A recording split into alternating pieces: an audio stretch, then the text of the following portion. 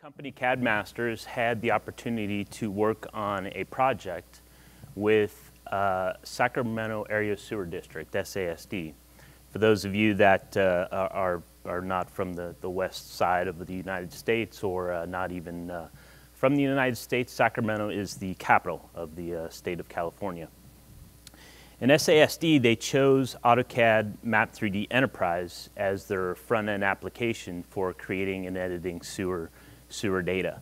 AutoCAD Map 3D Enterprise was formerly named TopoBase. It's a full-service GIS solution by Autodesk. I don't necessarily want to concentrate too much on the actual applications in this presentation.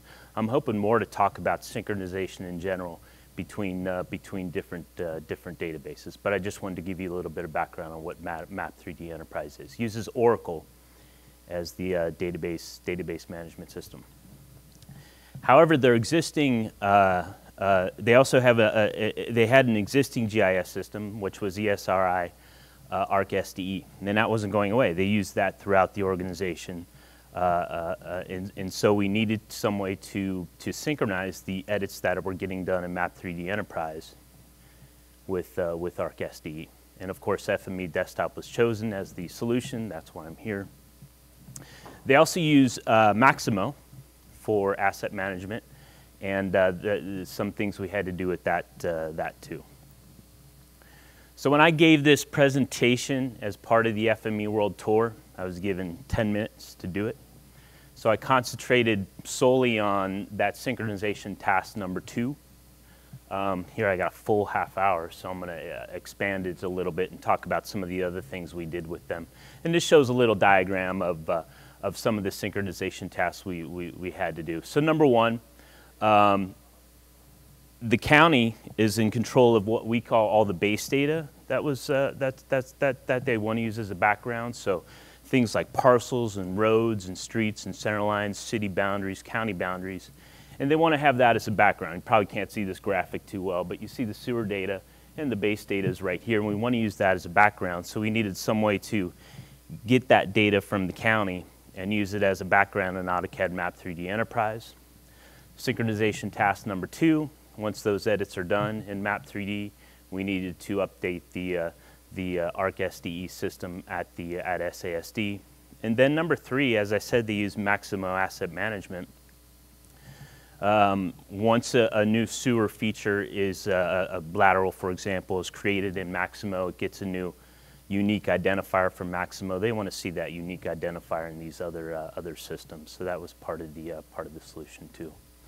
And again, I don't necessarily want to concentrate too much on the actual readers and writers and talk more about, what kind of tools there are for synchronization in FME. So I'll first talk about task number 1, and that's just keeping the base data synchronized with the county base data. Okay, we were going from Esri ArcSDE to Oracle DBMS. And whenever you battle some sort of synchronization task, try to solve a synchronization problem, you have to figure out what do we have to work with. In this case, we had no control of this data from the county. We basically had access to it read-only. There's no way we had any opportunity to change the metadata to accommodate what we were doing. We had no idea what changed and when it changed. And also, it wasn't as critical as sewer data. With synchronization tasks, there's this thing called good enough. And the good enough level for this task, because it's background data, was down here, whereas maybe the good enough task for the second part is much higher. And so because we had no idea what's changed, we had to do full table comparisons between the two systems for synchronization. And so the solution for synchronization task number 1 was to make use of the update detector transformer in FME Desktop. Fabulous transformer that extends the exchange detector. It's a custom transformer that you can easily connect to and download. And real simple, you basically, the 2 tables you want to compare, you input, and then it spits out the new features, the deleted features, and the features that need to be updated.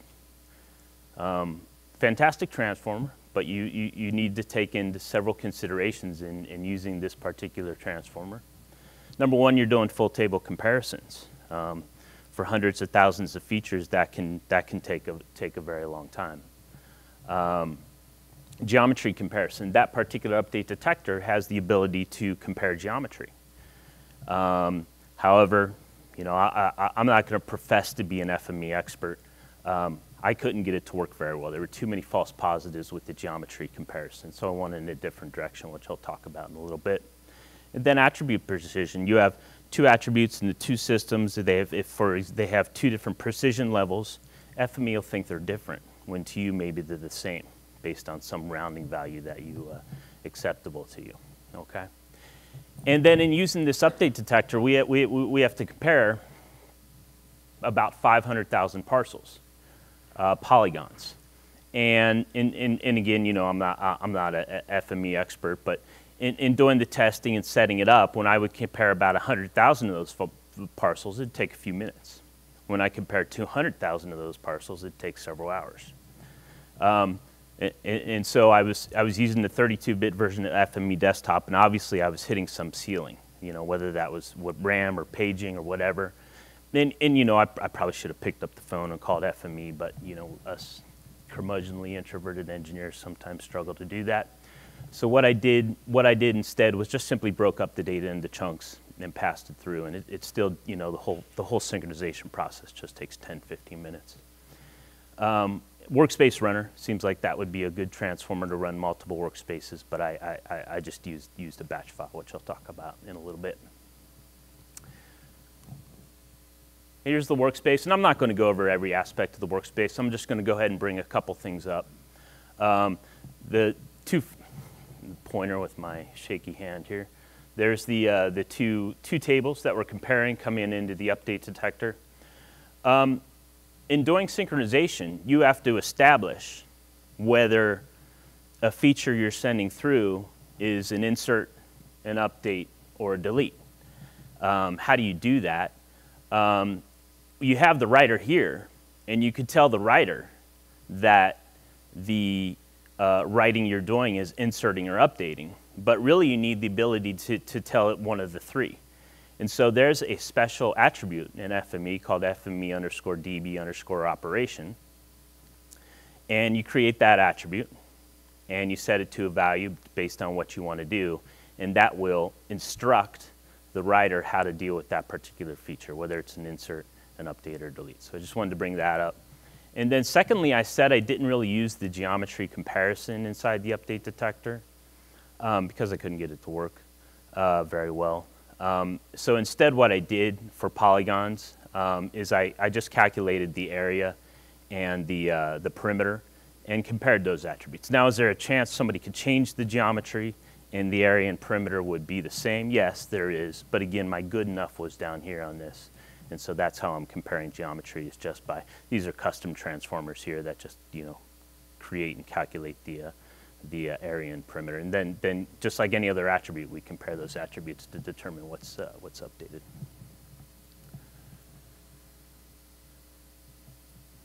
So any synchronization task you do, the inserts and the deletes are easy. You have a key attribute that you're using for synchronization, and that's a critical component to synchronization, is the key attribute, an attribute that exists in both systems, because that's how you're comparing. And if the attribute doesn't exist in the system you're going to, it's an insert.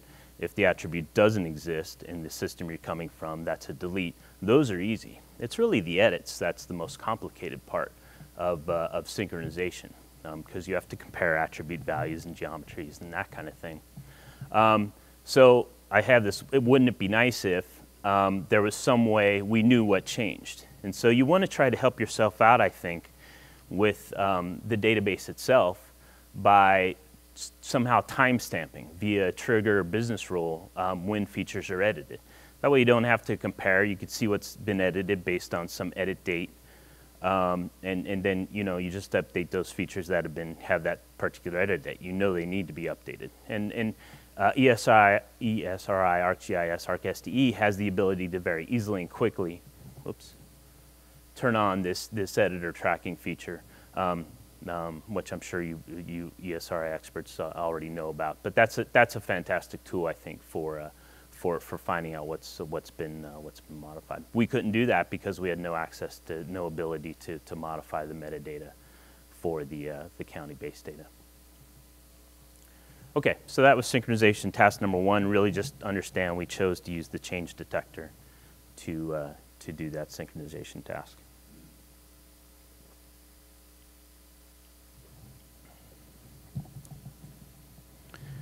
The second synchronization task was once users modify data in AutoCAD Map 3D Enterprise, we need to basically update the Esri ArcSDE system at Sacramento Area Sewer District based on those edits. Similar concept to what we just talked about. But in this case, the quality of the data was much more critical. The good enough level's up here, it's not down here. And so our solution in this case was to make use of the long transaction functionality in AutoCAD Map 3D Enterprise. Now, what are database long transactions? Those are transactions that take place over a period of time, and at the ending point, once you decide the transaction is complete, somebody says, okay, let's make the data live. ArcSDE versioning is an example of long transactions. In AutoCAD Map 3D Enterprise, they're called jobs. So somebody starts a job, they modify some features, they complete the job, the data becomes live. But the beauty of this long transaction functionality is that gives us something to grab onto to determine what's been modified, all right? There's delta tables, transaction tables that we can query and very easily find out what's been modified. You know, it's kind of like the timestamping, something we can latch onto, some hook to know what's been modified, all right? And of course, this is going to be very fast because we know precisely what's changed. We're going to query the 5, 10, 100 features that have been modified and translate them through FME, and it's only going to take a few seconds per job. All right, so it's going to be really really fast. And the bulk of the work for this type of synchronization task is happening really in the reader. The reader gives you the ability to execute SQL statements before you start the translation, and of course the where clauses. So in this case, we want to synchronize a job from AutoCAD Map 3D or a version from ArcSDE. We set the job current, set the version current, and then in the where clause, we query the job tables to determine what's been inserted, what's been modified, what's been deleted. So, so you know, real simple, that's where the bulk of the work is happening, and at that point, the rest of the workspace is pretty elementary.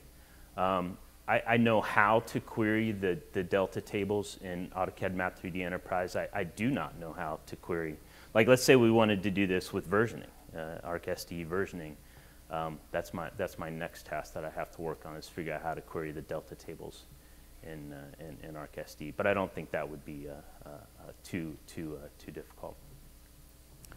And then this is what the workspace is for that synchronization task number 2. Again, I'm not going to go over it. I'll just point out some things.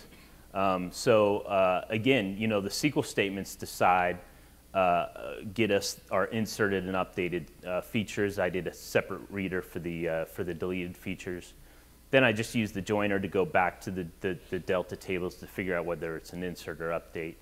Again, FMDB operation has to be used to establish an insert, update, or delete. And then finally, to avoid having to duplicate the transformers over and over again for each feature class, you feed all the feature classes together, and then you filter them back out at the end for eventual write into ArcSDE. One of my favorite things in FME is the logger. In anything that I do, I like to have some sort of paper trail of a synchronization task. You always need to be able to log your synchronizations in case something goes wrong. You could troubleshoot. You have that paper trail. And this logger is great because it creates a FFS file, something feature store, I forget what the two F's are. I know one's feature and then S is store, which is basically it's a log file that's both graphical and tabular that shows all the features that have been translated. So again, that paper trail I think is great. And then the last task in this whole process was, as I said, they use Maximo for asset management there at SASD. And when they create a new feature in Maximo, it gets a new unique identifier in Maximo, and then they like to view that unique identifier in AutoCAD Map 3D Enterprise and eventually in their ArcSDE system.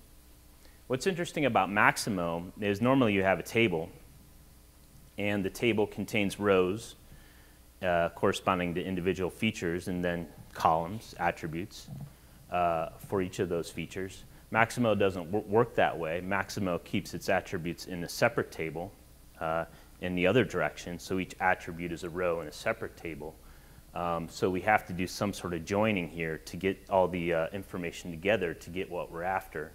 And so the inline querier was a really fun transformer that I enjoyed learning about and using it to join multiple tables together to get what I was after. So like the Maximo features might be stored in this table here, but the attributes are all stored in this table here, so we need to join those tables together, along with the table from AutoCAD Map 3D Enterprise, because we get the unique identifier from AutoCAD Map 3D Enterprise that it shares with here to get the asset ID. So more than anything, I just want to hammer home that with Maximo we had to do these table joins and use the inline querier here.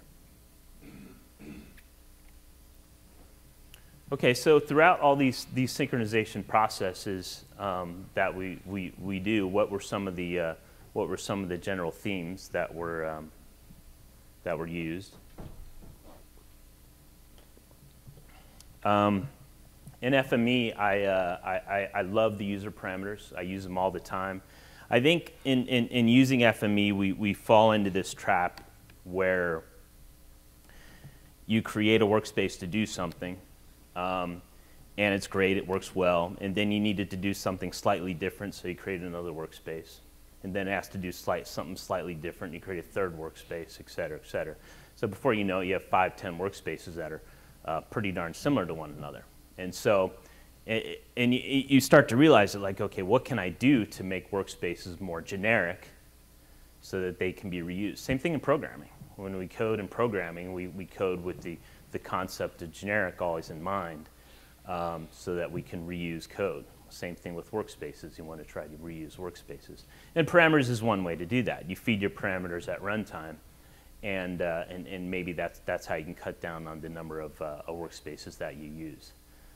So for example, you have a production environment and then you have a development and testing environment. Ideally, you should be able to use the same workspace for both, and then use user parameters to feed in the database information for the development versus production environment. So user parameters I really enjoy using. I think they're important.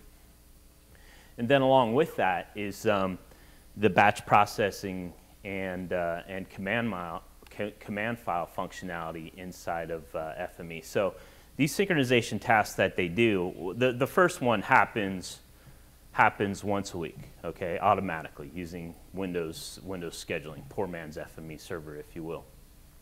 The other ones happen when the user tells it to happen. So we just give them tools to allow them to do the synchronization tasks, and they never open FME Workbench.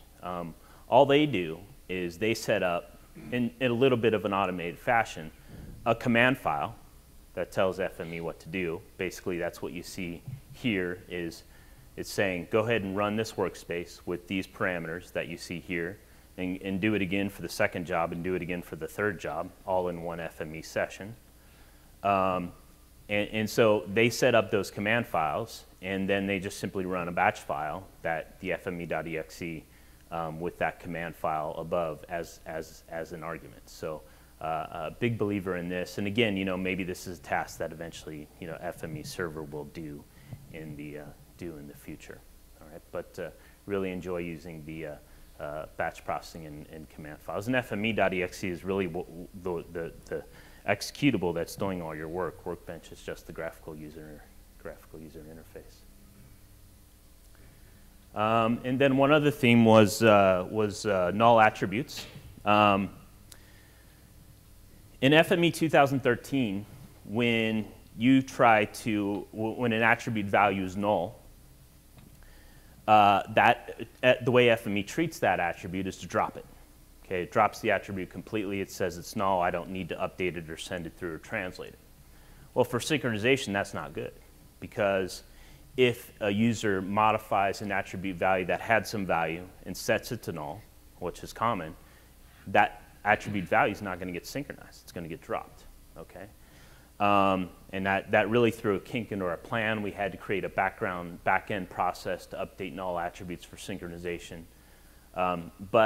So in version 2014, null values are now supported. So this is my favorite new feature in version 2014 is the null attribute support.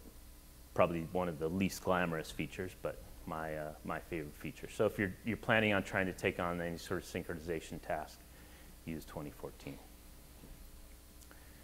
And so conclusion, and again, you know, I tried to keep it generic. I'm guessing that the number of users here using AutoCAD Map 3D Enterprise is 0. Topo base, I'm guessing that number is 0. And so I tried to keep it more generic and talk about generally what sort of tools are available inside of FME to do synchronization. So change detector, I call it a good tool. But again, you know, full table comparisons, it has some considerations. A better option is to the database you're synchronizing from have some sort of tracking going on, some sort of time stamping, trigger a business rule that sets an edit date. That way you can latch onto that for synchronization. Or again, like we chose, you know, make use of the long transaction functionality, because if you're using versioning, you know precisely what's changed. Latch onto that for synchronization. And then the use 2014 for the null attribute support. And then, you know, some other themes, again, was the FME DB operation. I don't have it up there. That's an important attribute for setting an insert, update, and delete. So that's a kind of the conclusion of my feeling on synchronization. Again, I don't consider myself an FME expert. I'm just a regular user like everybody else is here, and I'm sure I missed some stuff along the way. So when I go to the Q&A, if you think I did something wrong, bring it up. We're happy to discuss in general, collaborate on, you know, what I could have done, what I could have done differently. All right, so that gives us 4 minutes left for Q&A. Are there any questions or comments? Thank you. Recommended use of the synchronization rule title. We have 5 minutes. We can grab a couple more minutes. Can you turn the mic on? Oh. Yep, it went off. Oh, okay.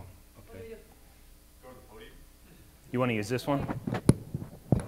No, because you have to answer the questions. Yeah, please go ahead with the question. What were the SDE users doing with the data? Were they just viewing the data? Were they modifying it further? Yeah, and it's a large organization, and I don't exactly know everything they were doing, but they were using ArcPad to view it within the organization quite a bit. I think they do some mobile work too, so they'll update their maps often and take them out on mobile devices. And there's probably a lot of other things they do as well. But in answer to your question, it's pretty much mostly viewing, analysis, that kind of thing. Yes. Yeah. No, they have several other tables in ArcSDE that they do make changes to, but in terms of like laterals, mains, nodes, those features, all that's modified inside of AutoCAD. They wanted that AutoCAD engine for modification. Yes? So the AutoCAD database, was that just an Autodesk store? Was that an Oracle SDO? Good question. It was so the DBMS, the database management system, was Oracle. That's where the data is truly stored. And again, AutoCAD Map 3D Enterprise is kind of a closet application, if you will, that people don't know much about. But it is a full service GIS application. And so Oracle DBS, that's where the data stored in native Oracle, the geometry stored in native Oracle SDO geometry format. And then AutoCAD's used that connects to the data via FDO. And it has a full service set of feature rules, business rules, workflows, anything necessary in a full service GIS system to modify the data. They were using AutoCAD, before this solution was implemented, they were using AutoCAD previously. And they were doing that whole process of enormous map drawings that they would check out and modify, and then they would figure out what's changed and export that to shapefile, and it was a mess. So they wanted something a little more full service, straight from AutoCAD to modify the GIS data. More questions? Okay. Did you come across any kind of truncation issues of the data going from Oracle to SDE? No, definitely not. We in any sort of translation effort, we always assumed the table was there. It was never a situation where we were replacing or truncating a table. It's always some sort of update. Yeah. Any more questions?